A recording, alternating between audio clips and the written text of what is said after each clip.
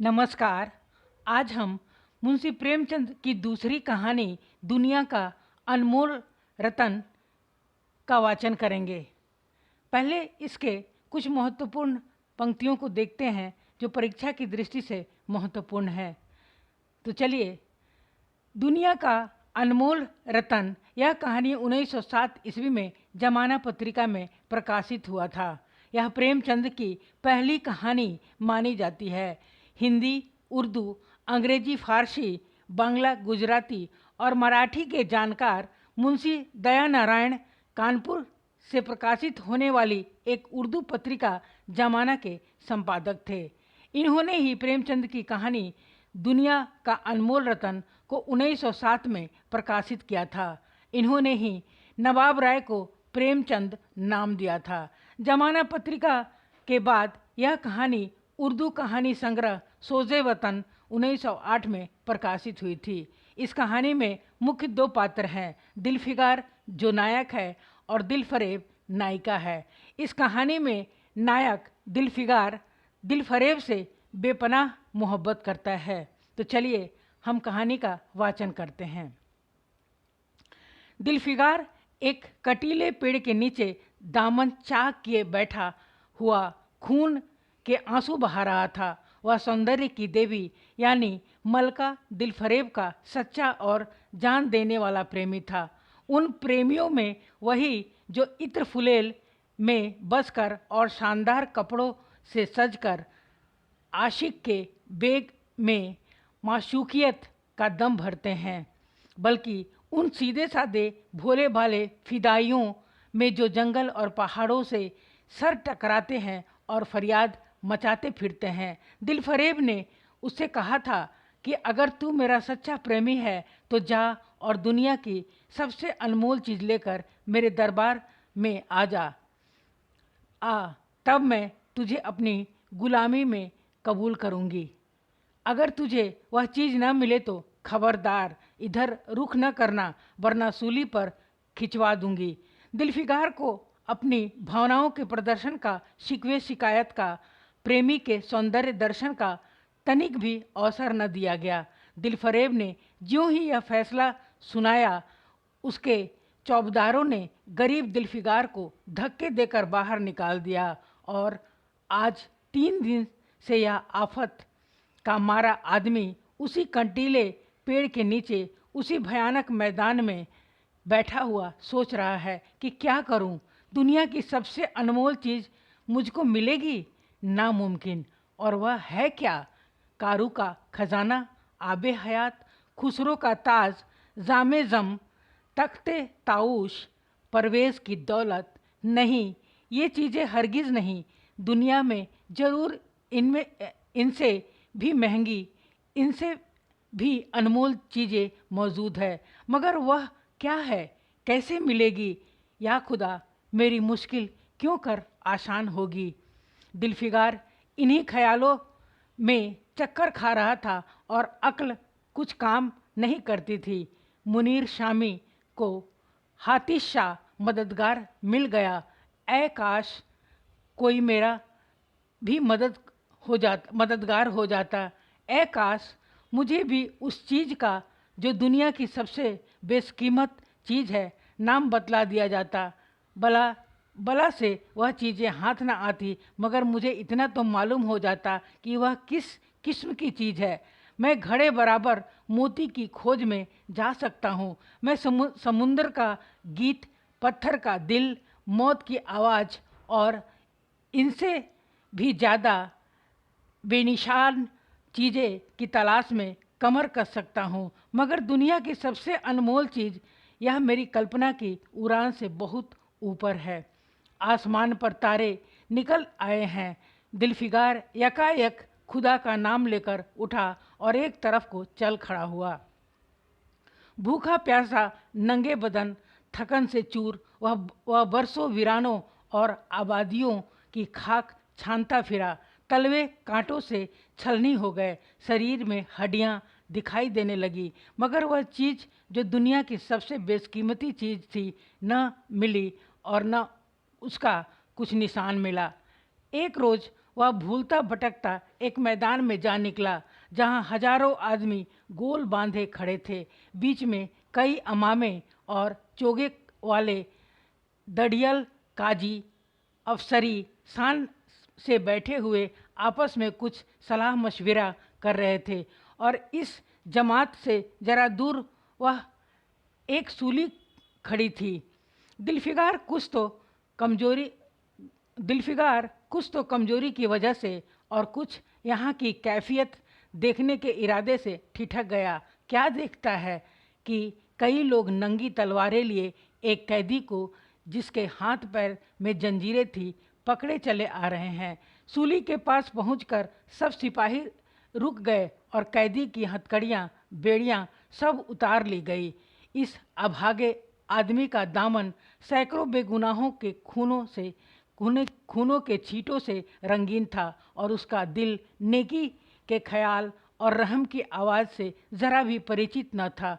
उसे काला चोर कहते हैं। सिपाहियों ने उसे सूली के तख्ते पर खड़ा कर दिया, मौत की फांसी उसकी गर्दन में डाल दी और जल्लादों ने तख्ता खींचने का इरादा किया कि वह अभागा मुजरिम चीख कर बोला, खुदा के वास्ते मुझे एक पल के लिए फांसी से उतार दो ताकि अपने दिल की आखिरी आरजू निकाल सकूं। यह सुनते ही चारों तरफ सन्नाटा छा गया। लोग अचंभे में आकर ताकने लगे। काजियों ने एक मरने वाले आदमी की अंतिम याचना को रद्द करना उचित न समझा और बदनसीब पापी काला चोर जरा देर के लिए फांसी से उतार लिया गया। इसी भीड़ में एक खूबसूरत भोला भाला लड़का एक छड़ी पर सवार होकर अपने पैरों पर उछल उछल फर्जी घोड़ा दौड़ा रहा था और अपनी सादगी की दुनिया में ऐसा मगन था कि जैसे वह इसका वक्त सचमुच अरबी घोड़े का शहसवार है। वह इस वक्त सचमुच अरबी घोड़े का शहसवार है। उसका चेहरा उस सच्ची खुशी से कमल की तरह खिला हुआ था चंद दिनों के लिए बचपन ही में हासिल होती है और जिसकी याद हमको मरते दम तक नहीं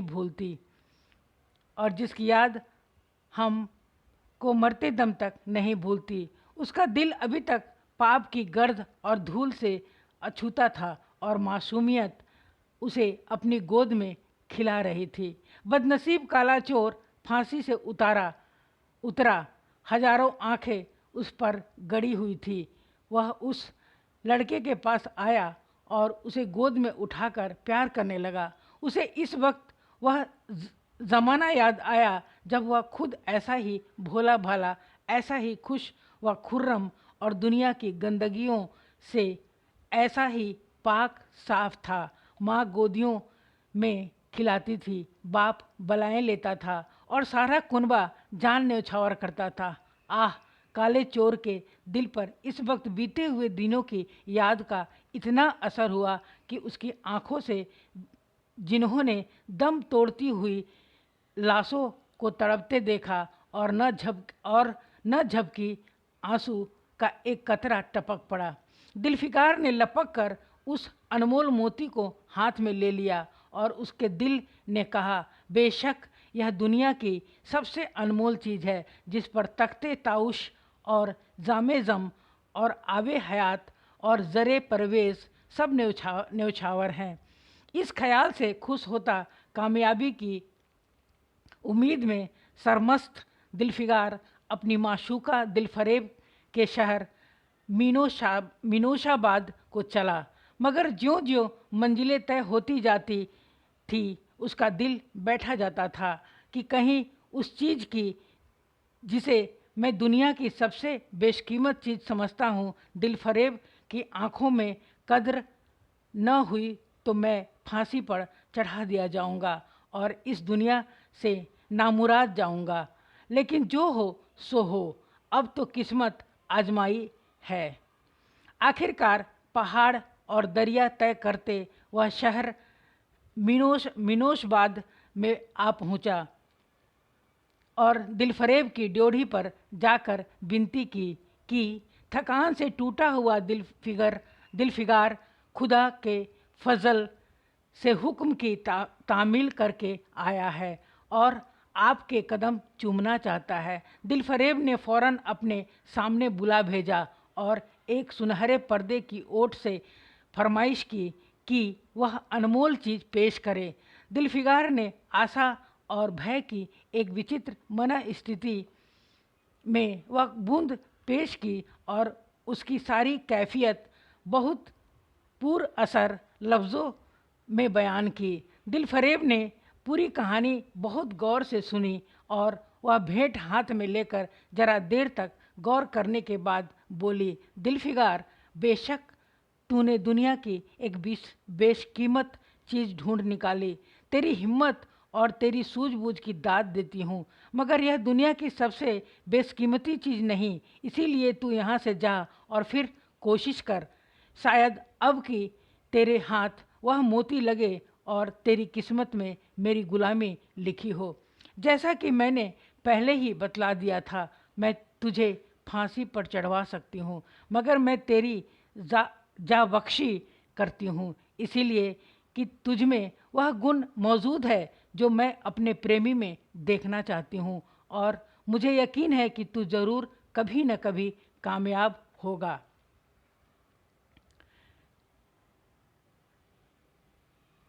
नाकाम और नामुराद दिलफिगार इस माशूकाना इनायत से ज़रा दिलेर होकर बोला, ऐ दिल की रानी, बड़ी मुद्दत के बाद तेरी ड्योरी पर सजदा करना नसीब होता है। फिर खुदा जाने ऐसे दिन कब आएंगे। क्या तू अपने जान देने वाले आशिक के बुरे हाल पर तरस न खाएगी?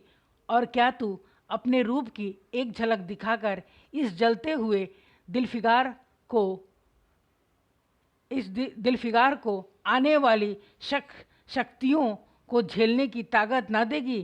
तेरी एक मस्त निगाह के नशे में चूर होकर मैं वह कर सकता हूँ जो आज तक किसी ने न बन पड़ा हो, किसी से न बन पड़ा हो।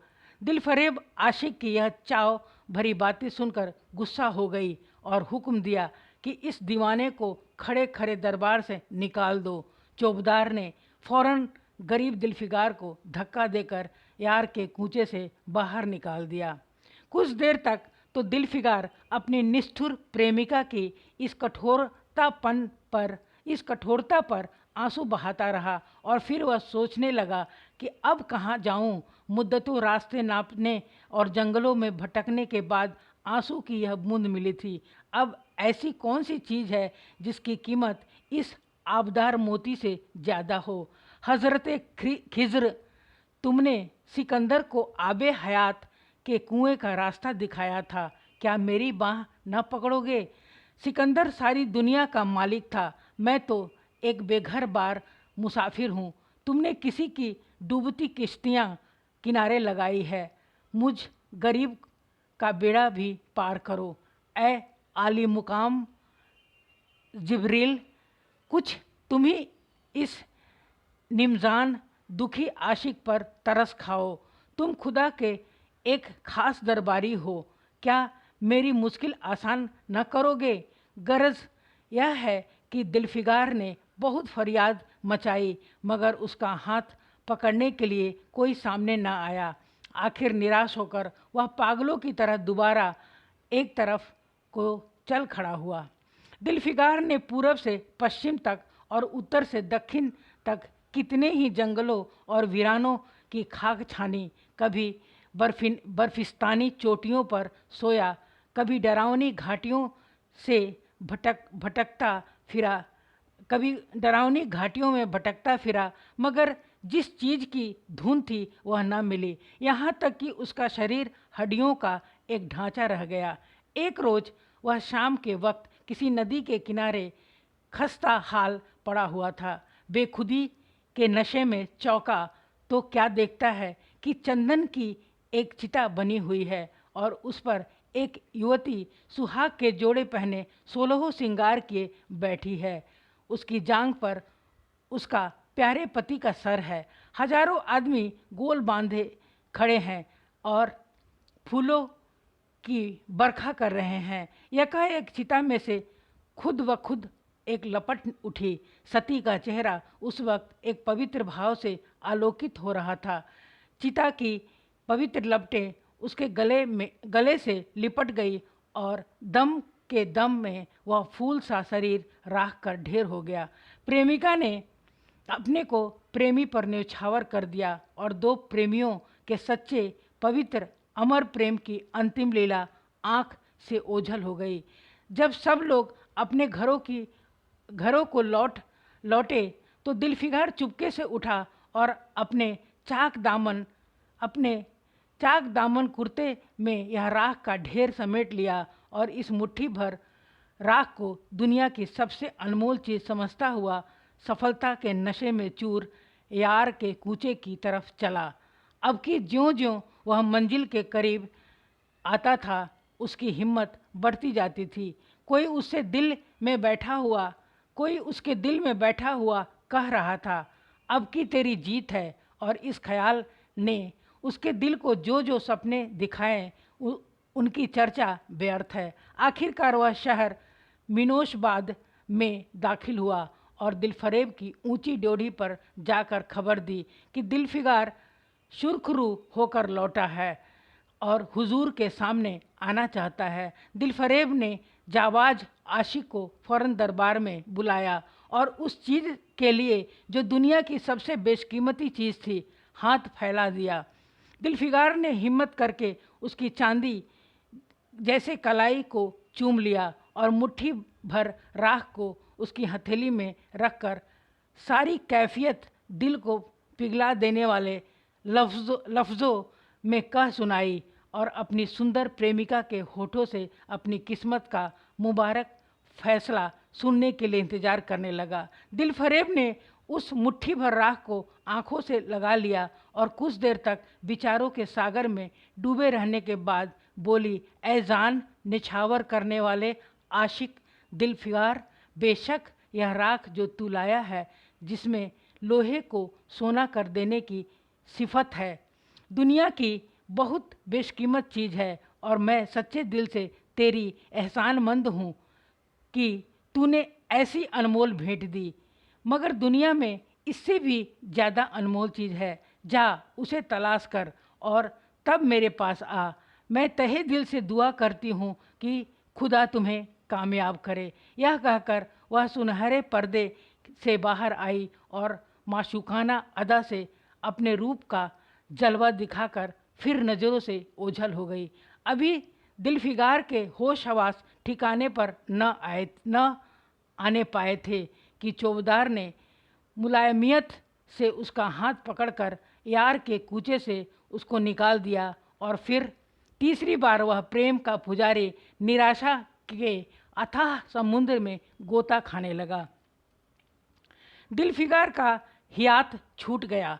उसे यकीन हो गया कि मैं दुनिया में उसी तरह नाशाद और नामुराद मर जाने के लिए पैदा किया गया था और अब इसके सिवा और कोई चारा नहीं कि किसी पहाड़ पर चढ़कर नीचे कूद पड़ूं ताकि माशूक के जुल्मों की फरियाद करने के लिए एक हड्डी भी बाकी न रहे। वह दीवाने की तरह उठा और गिरता पड़ता एक गगनचुंबी पहाड़ की चोटी पर जा पहुंचा। किसी और समय वह ऐसे ऊंचे पहाड़ पर चढ़ने का साहस न कर सकता था, मगर इस वक्त जान देने के जोश में उसे वह पहाड़ एक मामूली टेकरी से ज़्यादा ऊंचा न नज़र आया। करीब था कि वह नीचे कूद पड़े कि हरे हरे कपड़े पहने हुए और हरा अमामा बांधे एक बुज़ुर्ग एक हाथ से तस्बीह और दूसरे हाथ में लाठी लिए बरामद हुए और हिम्मत बढ़ाने वाले स्वर में बोले, दिलफिगार, नादान दिलफिगार, यह क्या बुज़दिली जैसी हरकत है। तू मोहब्बत का दावा करता है और तुझे इतनी भी खबर नहीं कि मजबूत इरादा मोहब्बत के रास्ते की पहली मंजिल है। मर्द बनकर हिम्मत न हार। पूरब की तरफ एक देश है जिसका नाम हिंदुस्तान है, वहाँ जा और तेरी आरजू पूरी होगी। यह कहकर हज़रत खिज़्र गायब हो गए। दिलफिगार ने शुक्रिया की नमाज अदा की और ताज़ा हौसले, ताज़ा जोश और अलौकिक सहायता का सहारा पाकर खुश खुश पहाड़ से उतरा और हिंदुस्तान की तरफ चल पड़ा। मुद्दतों तक कांटों से भरे हुए जंगलों, आग बरसाने वाले रेगिस्तानों, कठिन घाटियों और अबंध्य पर्वतों को तय करने के बाद दिलफिगार हिंद की पाक सरजमीन में दाखिल हुआ और एक ठंडे पानी के सोते में सफ़र की तकलीफ़ें धोकर थकान के मारे नदी के किनारे लेट गया। शाम होते होते वह एक चटियल मैदान में पहुंचा, जहां बेशुमार अधमरी और बेजान लाशें बिना कफन के पड़ी हुई थी। चील, कौवे और वहशी दरिंदे भरे पड़े थे और सारा मैदान खून से लाल हो रहा था। यह डरावना दृश्य देखते ही दिलफिगार का जी दहल गया। या खुदा, किस मुसीबत में जान फंसी। मरने वालों को कराहना, सिसकना और एड़िया रगड़ कर जान देना, दरिंदों का हड्डियों को नोचना और गोश्त के लोथड़ों को लेकर भागना, ऐसा हौलनाक सीन दिलफिगार ने कभी न देखा था। यकाएक उसे ख्याल आया, यह लड़ाई का मैदान है और यह लाशें सुरमा सिपाहियों की है। इतने में करीब से कराहने की आवाज़ आई। दिलफिगार उस तरफ फिरा तो देखा कि एक लंबा तगड़ा आदमी, जिसका मर्दाना चेहरा जान निकलने की कमजोरी से पीला हो गया है, जमीन पर सर झुकाए पड़ा हुआ है। सीने में खून का फवारा जारी है, मगर आबदार तलवार की मूठ पंजे से अलग नहीं हुई। दिलफिगार ने एक चीथड़ा लेकर घाव के मुंह पर रख दिया ताकि खून रुक जाए और बोला, ए जवा मर्द, तू कौन है? जवा मर्द, तू कौन है? जवा मर्द ने यह सुनकर आंखें खोली और वीरों की तरह बोला, क्या तू नहीं जानता मैं कौन हूँ? क्या तूने आज इस तलवार की काट नहीं देखी?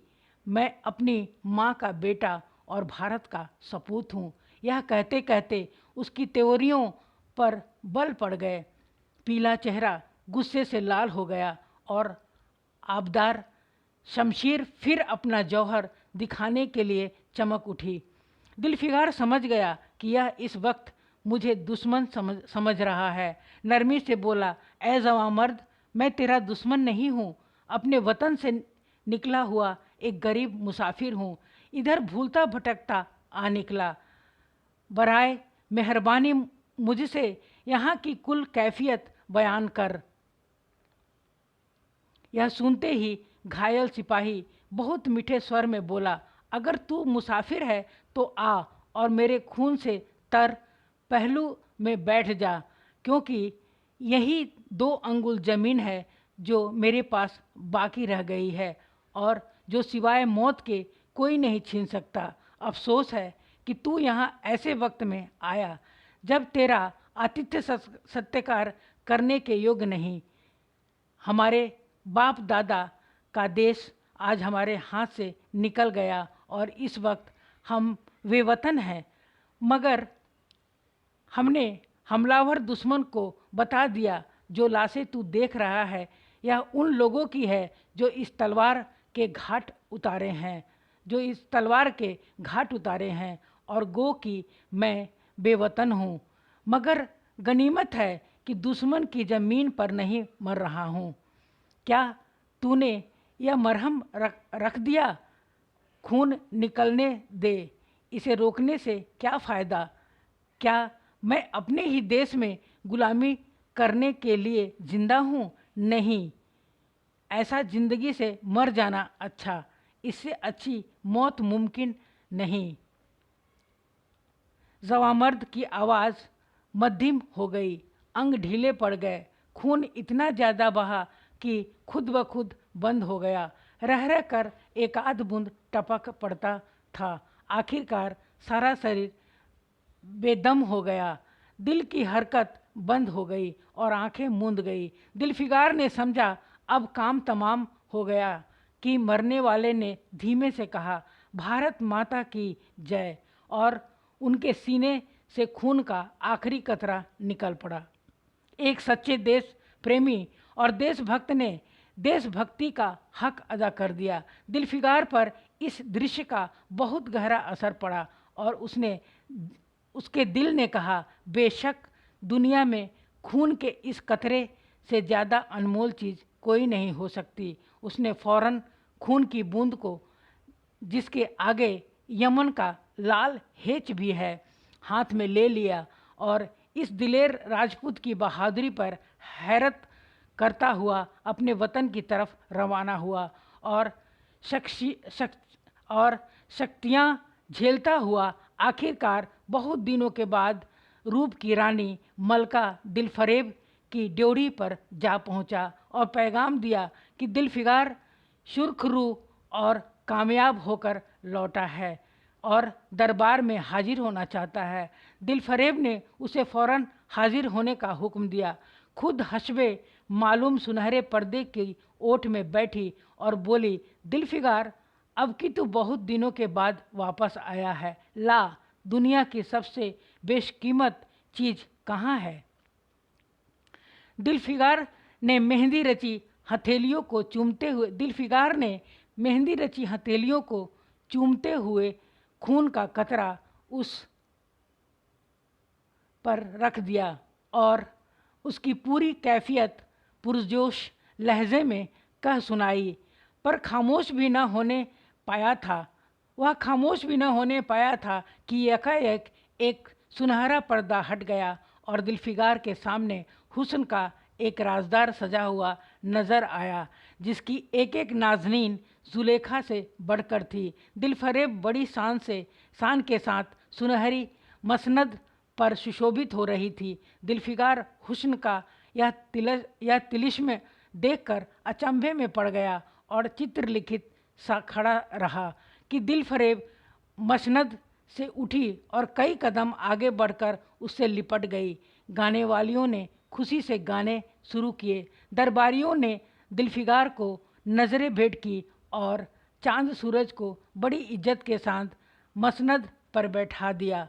जब वह लुभावना गीत बंद हुआ तो दिलफरेब खड़ी हो गई और हाथ जोड़कर दिलफिगार से बोली, ऐ जानिसार आशिक दिलफिगार, मेरी दुआएं बर आई और खुदा ने मेरी सुन ली और तुझे कामयाब व सुरखरू किया।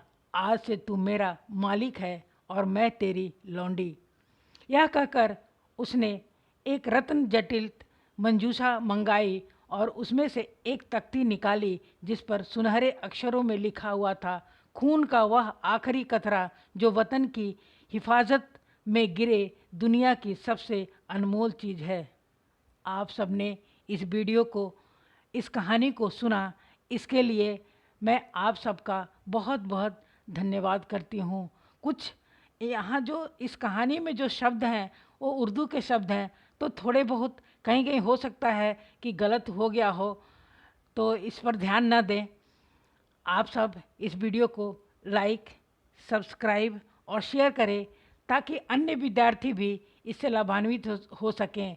एक बार कहानी सुनने से हो सकता है कि बहुत सी बातें ध्यान में आ जाती है। तो हम यह कहानी अब समाप्त होती है। धन्यवाद। जय हिंद।